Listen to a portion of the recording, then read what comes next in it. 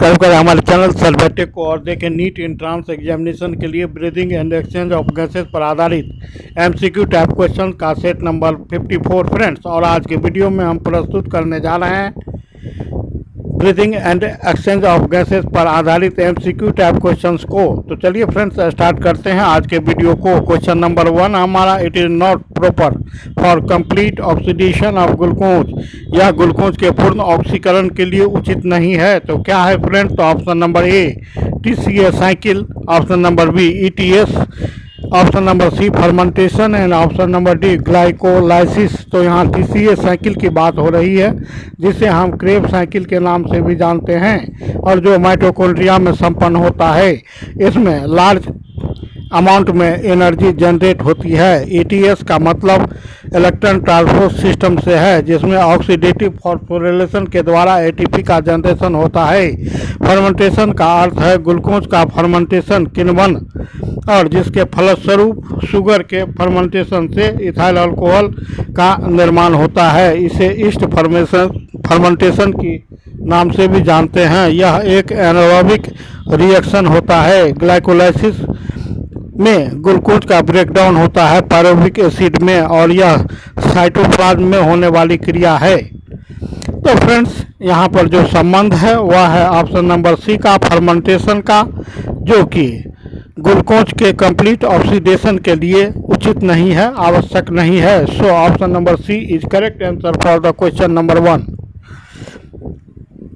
Next question number 2 की बात करें, मानव श्वसन तंत्र के लिए क्या सत्य नहीं है? तो यहाँ ऑप्शन नंबर डी की बात हो रही है। It makes exchange of gases possible at the cellular level. आगे हम बढ़ते हैं फ्रेंड्स, क्वेश्चन नंबर 3 को देखते हैं।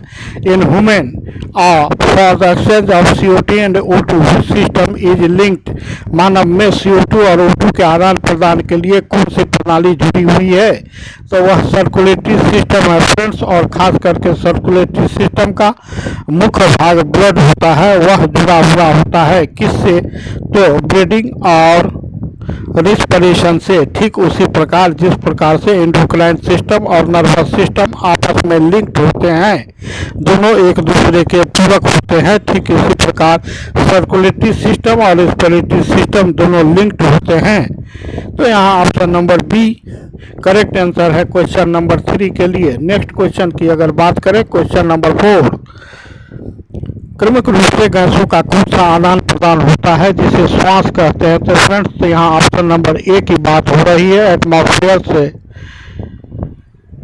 ऑक्सीजन ब्लड को जाता है, और ब्लड से यह सेल्स को जाता है आरबीसी के मार्फत, हेमोग्लोबिन के मार्फत। पुनः रिवर्स डायरेक्शन में अगर हम देखें तो सेल्स में बना हुआ कार्बन डाइऑक्साइड आरबीसी, और कम मात्रा में प्लाज्मा के द्वारा पुनः ब्लड को जाता है। ब्लड से यह लंग्स में, और लंग्स से एटमॉस्फेयर को जाता है। तो इस प्रकार से option number C correct answer है क्वेश्चन नंबर 4 के लिए। आगे हम बढ़ते हैं फ्रेंड्स, क्वेश्चन नंबर 5 को देखते हैं। क्वेश्चन नंबर 5 में कहा गया है, मानव श्वसन में रक्त की क्या भूमिका है? तो यहाँ ऑप्शन नंबर ए की बात हो रही है। It connects the exchanges of the gases at the pulmonary and cellular level. रक्त क्या करता है? तो यह गैस के एक्सचेंज को पल्मोनरी और सेलुलर लेवल तक कनेक्ट करता है, संपर्क में लाता है। So option number A is correct answer for the question number 5। Next question, question number 6 की बात करें, सांस लेने से जुड़ी प्रक्रिया कहलाती है। तो क्या कहलाती है फ्रेंड्स? तो यहाँ पर ऑप्शन नंबर सी की बात हो रही है, ऑप्शन नंबर ए की बात हो रही है। Contraction of the diaphragm muscle. Diaphragm muscle के बारे में जैसा कि हम जानते हैं, यह चेस्ट कैविटी को और एब्डोमिनल कैविटी को अलग करता है फ्रेंड्स। तो आगे हम बढ़ते हैं, क्वेश्चन नंबर 7 को देखते हैं। Which situation is observed when diaphragm contact? Diaphragm सिकुड़ने पर कौन सी स्थिति देखी जाती है? तो यहाँ पर ऑप्शन नंबर डी की बात हो रही है।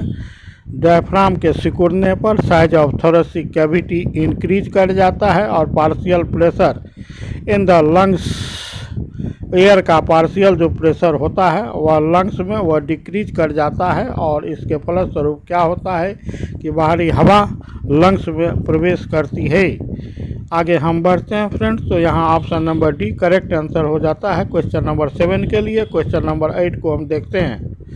क्वेश्चन नंबर 8 में पूछा गया है डायफ्राम का संकुचन और विश्राम क्रमिक रूप से जुड़ा हुआ है, किससे जुड़ा हुआ है फ्रेंड्स? तो यहाँ पर ऑप्शन नंबर सी की बात हो रही है। इनहेलेशन अर्थात वायु के अंदर प्रवेश करने और एक्सहेलेशन अर्थात वायु के बाहर निकलने। और वायु में हम जानते हैं कि जब वायु प्रवेश करती है तो उसमें ऑक्सीजन की मात्रा अधिक रहती है, जबकि बाहर छोड़े जाने वाले वायु में कार्बन डाइऑक्साइड की मात्रा अधिक होती है। This is the process of inhalation and exhalation which together form breathing. आगे हम बढ़ते हैं फ्रेंड्स, क्वेश्चन नंबर 9 को देखते हैं। Waste found mostly in the liver passes out along with. जो लीवर में बना हुआ वेस्ट होता है वे मुख्य रूप से किसके द्वारा पास होते हैं? तो option number B digestive waste के रूप में गट से पास हो जाते हैं शरीर के बाहर।